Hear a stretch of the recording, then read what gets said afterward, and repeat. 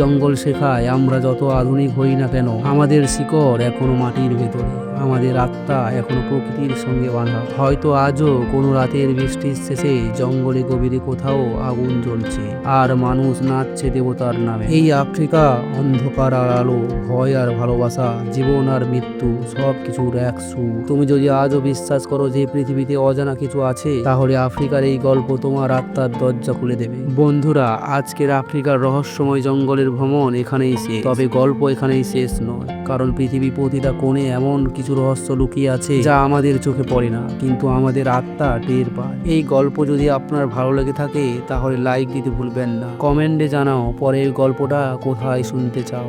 আমাদের সঙ্গে থাকো, কারণ আমরা ফিরবো আরো এক অজানা যাত্রা নিয়ে, যেখানে বাস্তবের পর্দা ভেদ করে উঠে আসবে রহস্যর পৃথিবী। আর ভিডিওটি এখানেই শেষ করছি। যদি ভালো লাগে চ্যানেলটিকে সাবস্ক্রাইব করে পাশে থাকবেন। ফিরে আসছি নতুন কোনো ভিডিও নিয়ে। ততক্ষণ ভালো থাকবেন, সুস্থ থাকবেন।